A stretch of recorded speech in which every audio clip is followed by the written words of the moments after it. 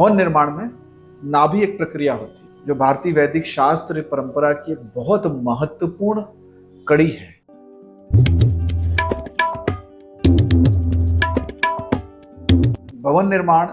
पूर्व जो भवन निर्माण होते थे उसमें नाभि की स्थापना के बगैर भवन की कोई उपयोगिता समझी नहीं जाती थी। यह जितना रहस्यमय है उतना वैज्ञानिक भी है। इसके समझने के लिए हमको थोड़ा सा इसके वैज्ञानिक पहलू को जाना पड़ेगा। यह भवन के लगभग मध्य स्थल कहा है मैंने, वो गणितीय विधि से उसको कैलकुलेट किया जाता है। भवन की नाभि निकाली जाती है और वहां पर एक यंत्र की और शंकु की स्थापना की जाती है। साथ में कुछ और भी रिचुअल्स वहां पे किए जाते हैं जिससे वहां की जो नाभि का स्थान है जिसको बाद में बंद कर दिया जाता है।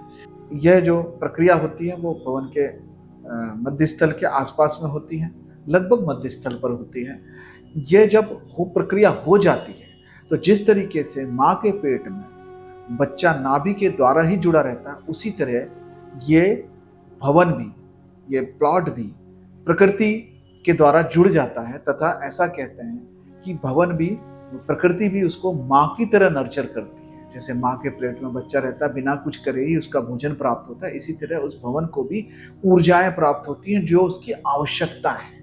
साथ में जो महत्वपूर्ण वैज्ञानिक पक्ष इसका यह है कि ये गुरुत्वाकर्षण के विपरीत कार्य करने वाली ऊर्जा को जन्म देता है, जिससे वहां की ऊर्जा अपलिफ्ट रहती है।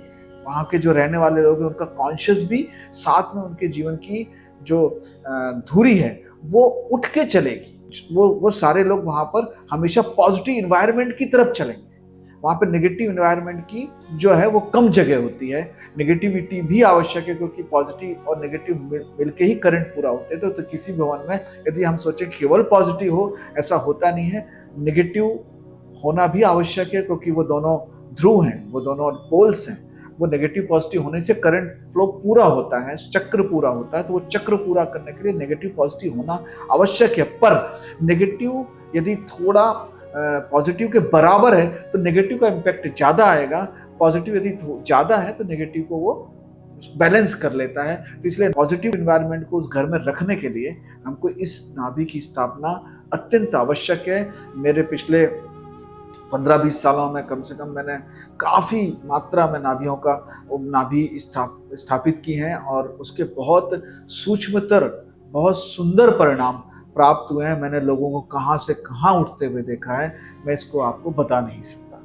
और इसके हमारी वैदिक परंपरा समृद्ध है, वैज्ञानिक तरीके से भी, और कर्म कांड में भी वो वैज्ञानिकता को किस तरीके से जोड़ा है, समझा गया है, इसको समझने लायक है। मैं वाकई में अभिभूत हूँ इस नाभि की परंपरा को समझने के बाद। नमस्कार।